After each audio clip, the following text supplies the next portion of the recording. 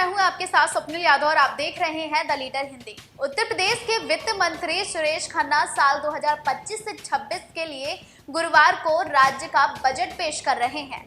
Budget से पहले वित्त मंत्री ने अपने आवास पर पूजा अर्चना की। वित्त मंत्री सुरेश खन्ना ने सदन में रामचरितमानस की चौपाई पढ़ते हुए बजट की घोषणा शुरू की।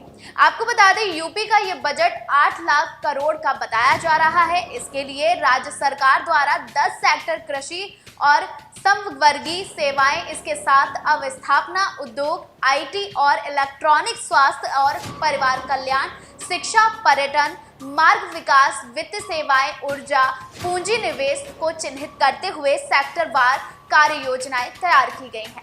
आपको बता दें, वित्त मंत्री ने ऐलान किया है कि मेधावी छात्राओं को स्कूटी दी जाएगी। इसी के साथ वित्त मंत्री ने यह भी ऐलान किया है कि पात्रता के आधार पर स्कूटी दी जाएगी। सरकार की तरफ से राजकीय पॉलिटेक्निकों में स्मार्ट क्लासेस और पूर्णतः डिजिटल लाइब्रेरी की स्थापना की योजना भी प्रस्तावित की गई है इस बजट में। तो चलिए अब जानते हैं कि इस बजट की प्रमुख बातें क्या क्या हैं, जिनको जानने के बाद आपको कई सारे लाभ हो सकते हैं।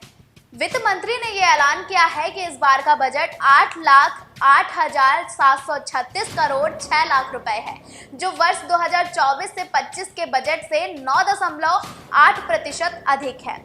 इस साल के बजट में पूंजीगत परिव्यय कुल बजट का लगभग 20.5% है। वित्त मंत्री ने यह भी कहा कि विधानसभा को आधुनिक आईटी सिस्टम से लैस करने के लिए बजट में विशेष रूप से व्यवस्था प्रस्तावित की गई है। ये प्रक्रिया आगे भी यूं ही चलती रहेगी।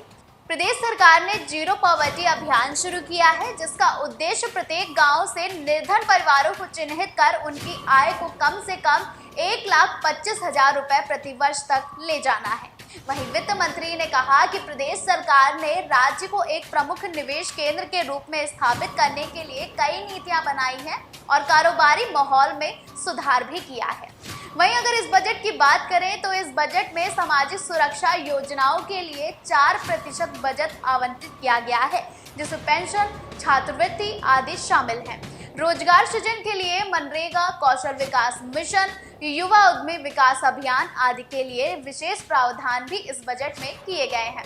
इसी के साथ स्वास्थ्य सेवाओं को लेकर भी ये बजट काफी खास माना जा रहा है। आपको बता दें, स्वास्थ्य सेवाओं के लिए 6% बजट का प्रावधान है, जिसमें आयुष्मान भारत योजना, प्राथमिक स्वास्थ्य केंद्रों का उन्नयन आदि भी शामिल है।